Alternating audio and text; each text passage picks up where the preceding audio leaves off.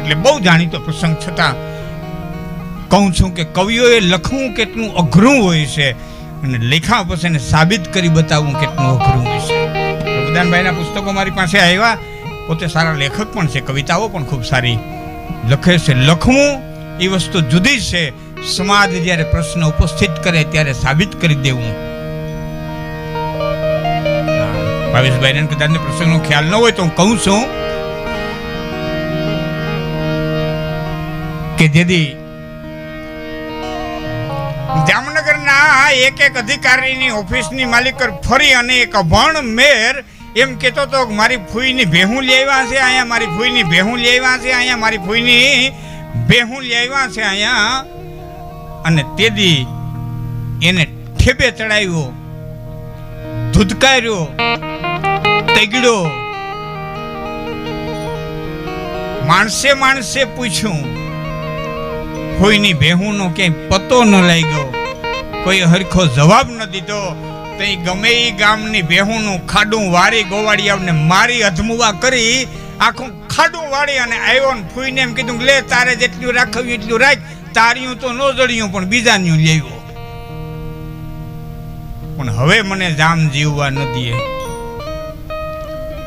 અને મારી માથે કેસ કરે અને કાળા પાણાની સજા થાય અને રીબાઈ મરવું એના કરતા ભાઈડા વળથી ન મરવું. એટલે હું જાઉં છું પોલે પાણે. અને એ પોલે પાણે એ ઉતારો કર્યો નાથા મોઢવાડિયાએ અને એ જામની હદમાં બારવટો ખેડી અને પોલે પાણે આવતો રહીએ. પ્રભુદાનભાઈ બરડા ડુંગરમાં પોલો પાણો છે, કદાચ આપણે જોયો હોય છે.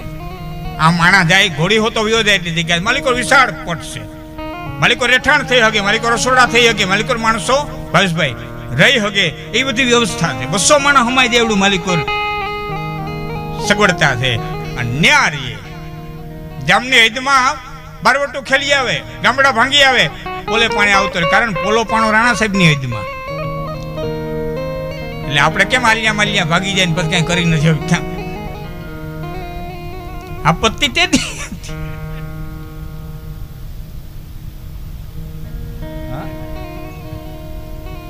નથી વારી નાખતા.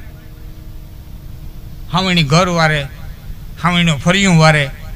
આ હિન્દુસ્તાન વાર નાખે, આનું શું કરવું?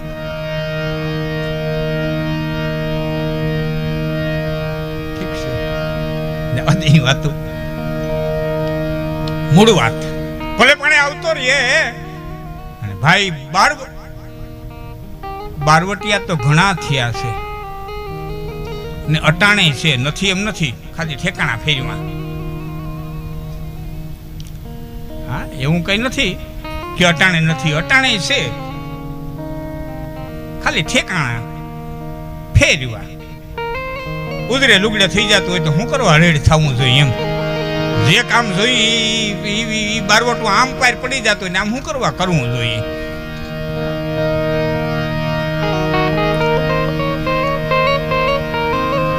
પણ મૂળ વાત કરી દઉં. અને એ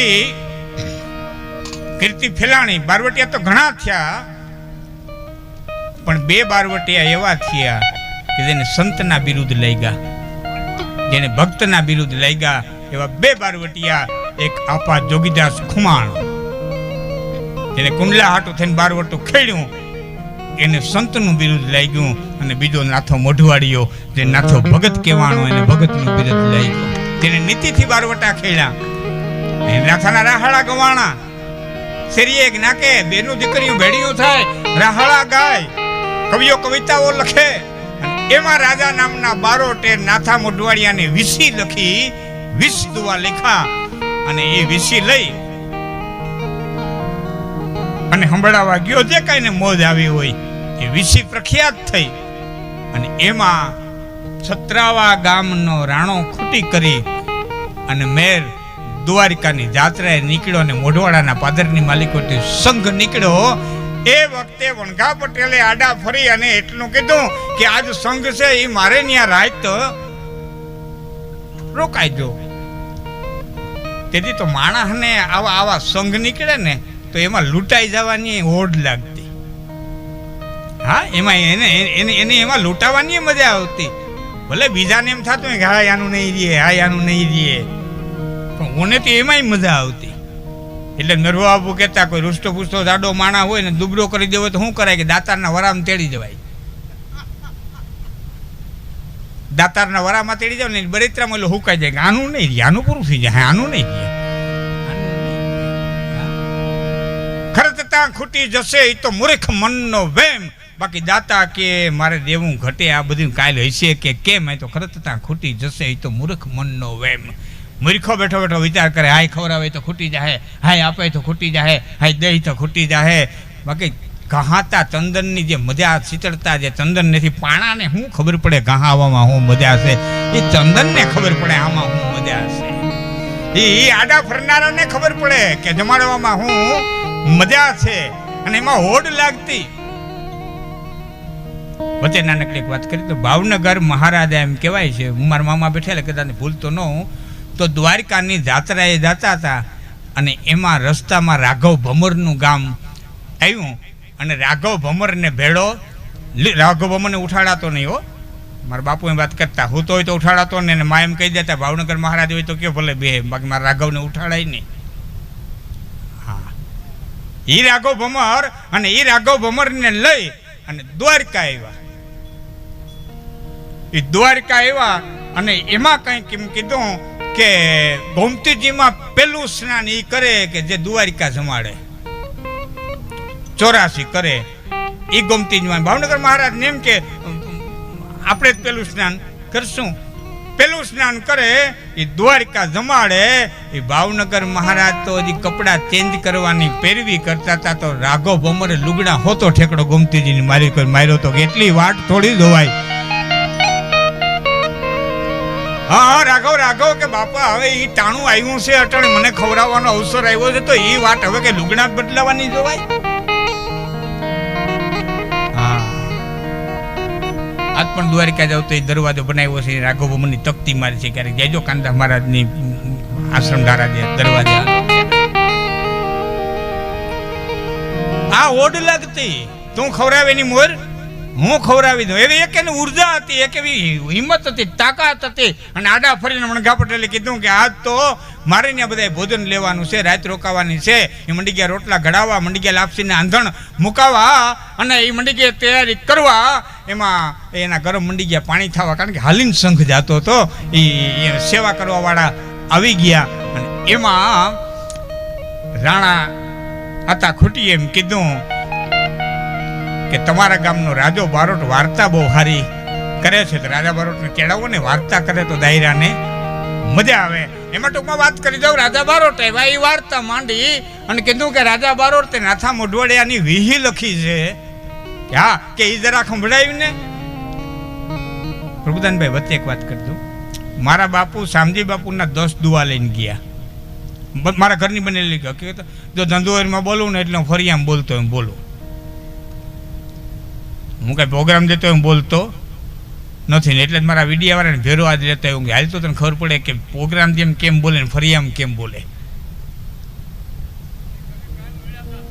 હા, એ વાત કરું છું.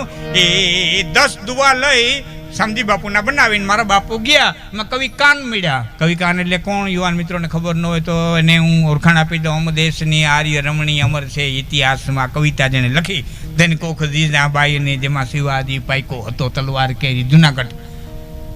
એ કવિ કાન મળ્યા. ભીમભાઈ કાંઈ નવીન કે શામજી બાપુના 10 દુઆ બનાવ્યો. ભીમભાઈ 10 દુઆ હારા ન લાગે, કે 20 જોઈ, કે 25 જોઈ, કે 32 જોઈ. આ દુઆના નિયમો છે, કે 52 જોઈ, પણ 10 દુઆ હારા ન લાગે. 10નો આંકડો કઈ હોય? અરે કાન 10 તો મારે કીધે માંડ લખાણા, હું બીજા 10 કેમ લખો કે હાલો ને હજી બાપુને આવવાની વાર છે, તો આપણે અહીંયા લક્ષ્મણ ઘાટે બેસીને વડલો છે તે દી લક્ષ્મણ ઘાટ નહોતો પણ ત્યાં બેસીએ અને આ લખી નાખીએ. એ મારા બાપુએ અને કાનજીભાઈ એવો હદેખો માણસ હતા. એ કાનજીભાઈ બે ભેળા થઈને બીજા 10 દુઆ લખ્યા. એ 20 દુઆ બનાવ્યા. શામજી બાપુ 5 વાગે પધાર્યા. દર્શનાર્થીઓ હતા, એ ભાઈ બધા ઉભરી બાપા ઉભરી, જો કવિઓ આવ્યા છે, કવિઓ આવ્યા છે. એને ઘડીક વાર સાંભળી બેસી જાઓ, બધા બેસી જાઓ, બેસી જાઓ, બધા બેસી જાઓ. બધા માણસોને બેહાડી દીધો. પંજાબી એની પાસે રહેતો, એ પંજાબી બધાને બેહાડી દે, બધાને બેહાડી દે. બધા બેસી ગયા. હું કવિઓ બોલો બોલો, કવિઓ કાંઈ નવું કાંઈ લઈ આવ્યા, નવું કાંઈ લઈ આવ્યા. મારા બાપુ કે શામજી બાપુ હું આપને વિસી બનાવીને આવ્યો છું કે બોલો બોલો બોલો બોલો. એક દુવા, બે દુવા, ત્રણ દુવા, ચાર દુવા, મારા બાપુ જેમ જેમ દુવા બોલતા ગયા એ શામજી બાપુ મરક મરક મરક મરક દાંત કાઢતા ગયા. 20 દુવા પૂરા થયા એટલે શામજી બાપુ એટલું કીધું કે ભીમભાઈ મને એમ લાગે કે આ બે કવિઓએ ભેરા થઈને દુવા બનાવ્યા હોય. આ શામજી બાપુની તાકાત, આ શામજી બાપુ સંત જેને કુંભનો મેળો જમાડ્યો. હા, કાલતીથી વાહ વાહ. આ કેટલા બધા વાના ભેરા થઈ ગયા હે. કુંભના મેળામાં એ બાહુલીઓ ગયો, એ ભગત કુંભના મેળામાં ગયા, કરોડોની સંખ્યામાં સાધુઓ, અને એ ટાણે ભીમબાપુ કાઠી ભેળા ને એમ કીધું કે ભીમભાઈ મારે કુંભનો મેળો જમાડવો. અરે બાપુ, આ કરોડો સાધુઓ અને કરોડો માણસો આને કેમ જમાડે? બાપા મારે જમાડવાની ઈચ્છા થઈ કે પણ કરાય કે એ તો સાધુઓને પૂછો. દરેક અખાડાના મંતોને બોલાવ્યા, ભાઈ મારે તમારા અખાડાને જમાડવો.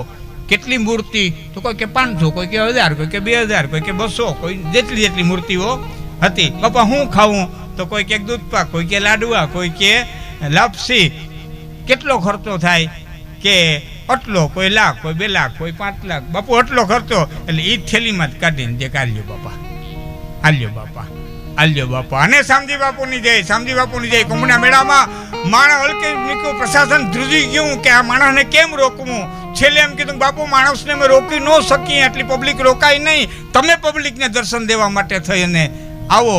અને એ વખતના મહામંડલેશ્વરોને કીધું કે કંઈક વ્યવસ્થા કરો, નકરા માણસો રોકાય નહીં. આ જે અજાણ્યા છે ખબર નથી કોણ સામદી, આવું કોણ જેને કુંભનો મેળો જમાડ્યો? ન ભૂતો ન ભવિષ્યથી, પેલાય કોઈ જમાડ્યો નથી, નદી કોઈ કદાચને ન જમાડે. રોકો આને કે બાપુ રોકાય નહીં પબ્લિક. એ ભગતને કયો પબ્લિકને દર્શન દેવા નીકળે. તેથી મહામંડલેશ્વરે ભેળા થઈને કીધું બાપુ આપને હાથીની અંબાડીએ બેસી અને પબ્લિકને દર્શન દેવા જવાનું છે. કે બાપુ હું તો ભગત કોટી કહેવા, મારાથી હાથીમાંથી ન બેહાય. કોક તમારા સંતને બેહાડો એની પાસે હું ભગત થઈને બેહાય. કેટલી નિર્મળતા, કેટલી નિર્મળતા. કુંભના મેળામાં જેનું સ્વાગત કરવું છે એમ કે છે કે તમારા સંતને બેહાડો, હું એના ચરણની રદ થઈને બેહું. હું તો ભગત કોટીનો માણા કેવો બાપા. યાદ કરીએ ને હૈયું ભરાઈ જાય. શું નિર્મળતા આવી, શું તાકાત. અને કુંભના મેળામાં હાથીની સવારી માથે નીકળ્યા હો શામજી ભગત. આજ પણ તમને ફોટો જોવા જડશે. આ તાકાત હતી. કવિરાજ 2 કવિઓના બનાવેલા દુઆ છે. હા બાપુ માફ કરજો, મેં અને કવિ કાને ભેરા થઈને દુઆ બનાવ્યા. આ સમજદારી. એક પછી રાજો બારોટ દુઓ કેતો જાય. 20 દુઆ પૂરા થયા એટલે રાણા ખૂટી એટલું કીધું કે રાજા બારોટ 11મો દુઓ પાછો બોલતો. ભાવેશભાઈ સમજાય વાત હવે તમને કહું, કદાચ ન સાંભળી હોય, આ સમાજે તો બહુ સાંભળી હોય. 11મો દુઓ પાછો બોલતો અને 11મો દુઓ ઉપાડ્યો.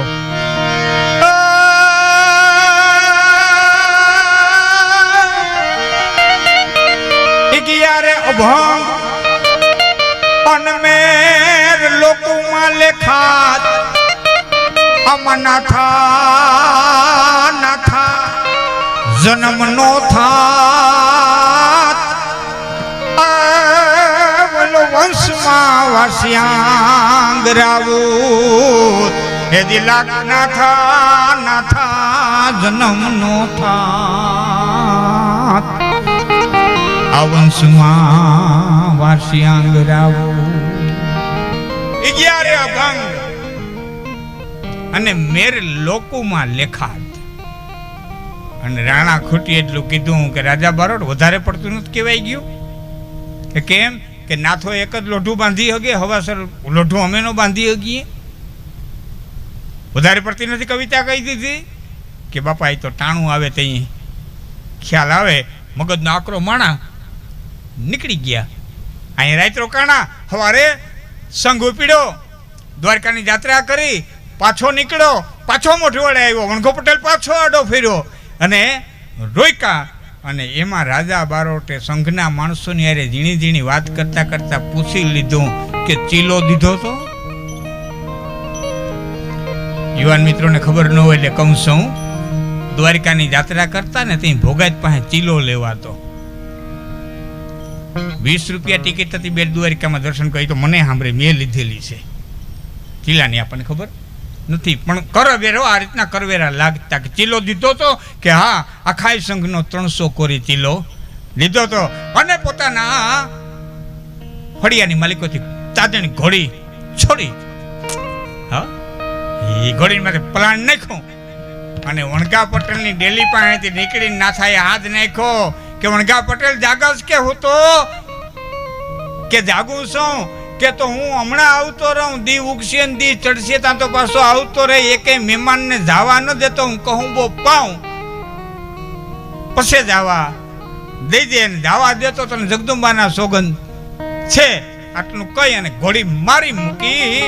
એ દી ઉગું થતો તો તે પોલે પાણે ગયો અને પોલે પાણે જઈ અને જેમ આપણે ગામડાની ભાષામાં ખોરખરે જાય અને જે માથે ફારિયું ઓઢે ને એ માથે ફારિયું ઓઢી નાથા મોઢવાડિયાની પોક મૂકી નાથા રે કરી નાથો મોઢવાડિયો દાંતણ કરીને રાજ નાખે, રાજા બારોટ હું જીવું છું, મારી પોક કે મરી ગયો, નાથો મરી ગયો, નાથો મરી ગયો, નાથો મરી ગયો.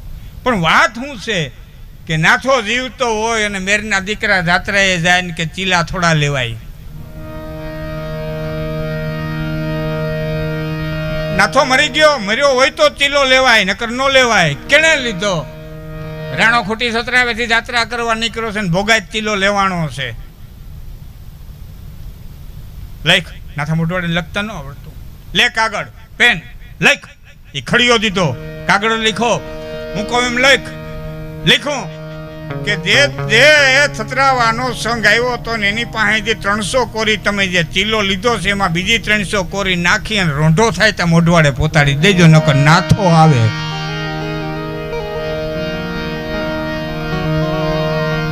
અને અહીંથી ઘોડી રવાના થઈ માણસની. રાજા બારોટને કીધું જા હવે ઘેરે હોઈ જા. અને રાજા બારોટે આવીને વણગા પટેલને કીધું કે મહેમાનને રોકજે, બપોરનું ખાણું હોતે આપણે દેવું, મહેમાનને હવે જવા દેવાય નહીં. એ રાજો બારોટ બેઠા એ ફરીવાર દાયરાને જમાવટ બોલી અને એમાં રોંઢાના ટાણે ચીલાવાળાનો માણસ આવી અને 600 કોરી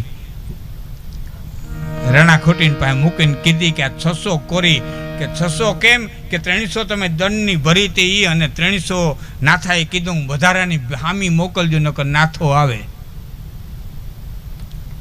300 આ 600 કોરી અને તઈ કીધું કે રાજા બારોટને દઈ દો. રાજા બારોટે કીધું ભલે લઈ લે, એમાં ના નહીં, પણ રાણા ખૂટી કેવલો 11મો દુઓ ગાઉં.